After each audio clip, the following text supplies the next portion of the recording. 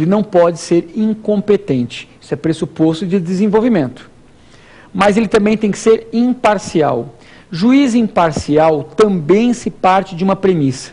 A lei estabeleceu quais são os critérios de parcialidade que nós temos no ordenamento. De ordinário, todo sujeito, todo juiz é equidistante e imparcial das partes. Ou seja, imparcial em relação às partes. Só que vão ocorrer situações em que o juiz não tem condição de julgar aquilo com ânimo de isenção. Imaginem que o juiz é amigo de uma das partes, o juiz é inimigo de uma das partes, o juiz é pai de uma das partes. Então, a lei, atenta a essa situação, ela criou requisitos. Que requisitos são esses? O impedimento e a suspeição. Então, o que nós temos que entender? Que o impedimento, previsto no artigo 134, e a suspeição, prevista no artigo 135, são espécies do gênero parcialidade. A parcialidade que se diz aqui não é da índole do juiz. Não, o juiz é safado, cachorro sem vergonha, como diz a música. Não. A parcialidade que nós estamos dizendo aqui é no sentido de, se o juiz recair numa situação dessa, ele não pode julgar. Independente do juiz ser amigo da mãe dele, inimigo da mãe dele, o juiz ser tão juiz que ele vai ser imparcial, não importa. O dado objetivo, a mãe dele está no processo, ele não pode julgar aquela causa. Os casos mais graves são de impedimento, os casos menos graves são de suspeição. Ficamos claros? Então, o primeiro pressuposto de desenvolvimento é a competência e a imparcialidade. Nós falamos do pressuposto do autor de existência, que é a petição inicial. Agora, nós podemos adjetivar também esse pressuposto. Não basta ter petição inicial.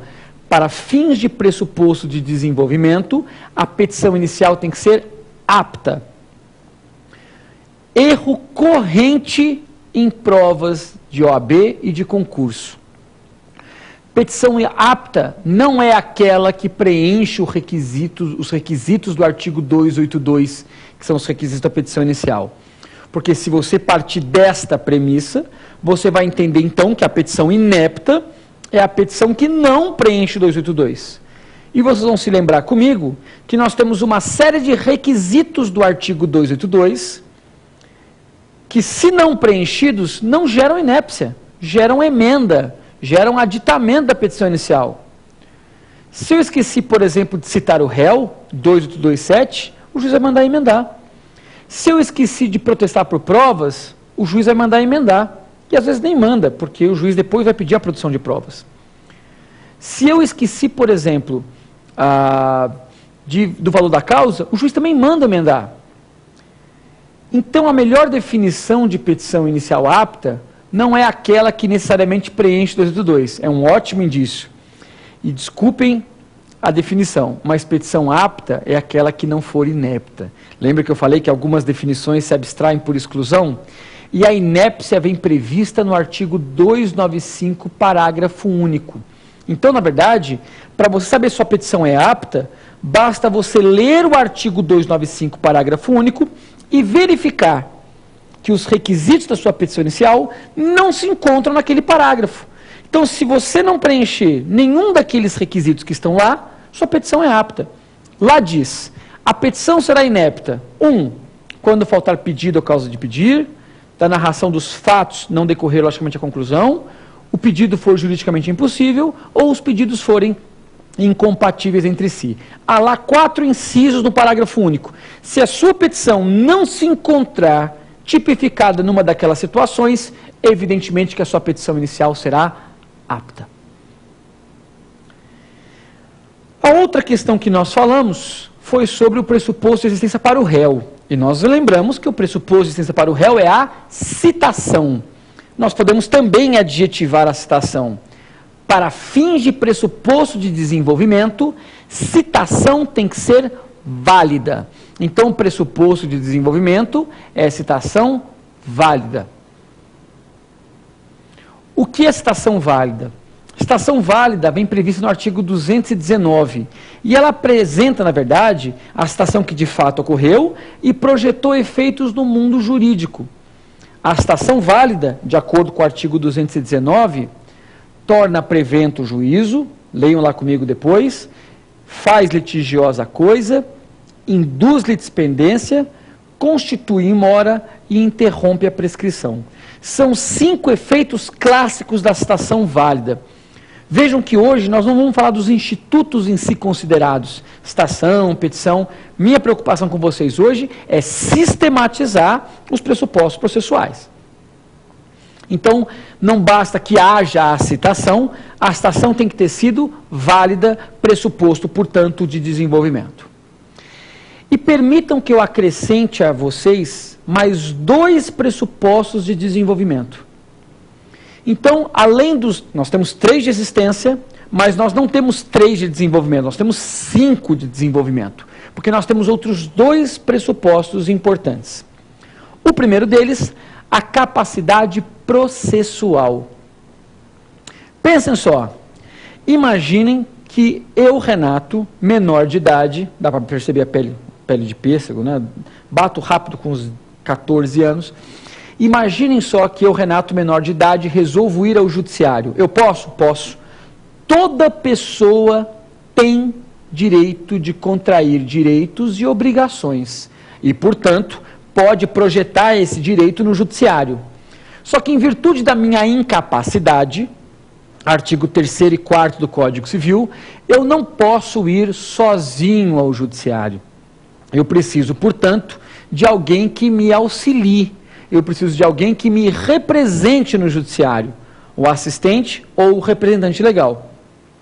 Neste caso, faltando um desses sujeitos para integralizar a minha capacidade que está mutilada, eu, evidentemente, não preencho um pressuposto processual. Então, dizer que o sujeito é incapaz sem a presença de um representante, nós estamos falando de um pressuposto de desenvolvimento. O outro requisito que nós temos que falar é sobre a capacidade postulatória. Então, são 5 pressupostos. Juiz competente e imparcial, petição inicial apta, citação válida, capacidade processual e agora capacidade postulatória. A Constituição Federal, no artigo 133, diz que o advogado é essencial à administração da justiça. Só lembrar daqueles adesivos bonitos, sem advogado não se faz justiça. Enfim, evitem colocar esses adesivos no carro. Ninguém precisa saber que você é advogado só porque você colocou um adesivo. Claro, passou na ordem, vai querer entupir o carro de adesivo. Mas depois de uma semana, passa. Uma buchinha com álcool resolve esse problema, você já tira tudo isso do seu carro. Mas, de qualquer maneira, é importante só que vocês entendam que o advogado é, evidentemente, essencial à administração da justiça e toda causa exige advogado. Evidente que nós temos exceções à regra, leia-se Justiça do Trabalho, que preconiza o jus postulandi, juizado especial até 20 salários mínimos e habeas corpus. Mas, de regra, o advogado sempre irá participar do processo. Esse também é um pressuposto de desenvolvimento. Falamos dos pressupostos positivos de existência e falamos dos pressupostos positivos de desenvolvimento. Agora a gente vai falar dos pressupostos negativos, ou seja, os pressupostos que não podem existir no processo. Então, na verdade, a gente está falando até agora de requisitos que o magistrado, ao compulsar os autos do processo, ele deve verificar se existem esses pressupostos. Nós vamos trabalhar agora, meus amigos, prestem atenção, com requisitos que, se o magistrado encontrar, aí sim vai faltar um pressuposto. Pressupostos são negativos porque eles não podem existir no processo. Vamos ver se eu consigo tornar isso um pouco mais claro. Pelas hipóteses de cabimento, talvez isso fique um pouco mais simples. Vamos lembrar de um caso, vamos lembrar das 4 situações, na verdade, que explicitam os pressupostos de desenvolvimento. Negativos, desculpem. Primeiro deles, perempção. Vocês lembram o que é perempção? Puxando rápido assim pela memória. Vai ocorrer perempção quando o autor propõe a ação por 3 vezes e na 4ª ele não pode mais. Lembram disso? Mas não é só propor a ação 3 vezes. Ele tem que desistir da causa por 3 vezes. Certo? Ou seja, ele tem que abandonar o processo por 3 vezes. O simples fato do autor permitir a extinção do processo por falta de um pressuposto, falta disso, falta daquilo, não gera perempção. Permite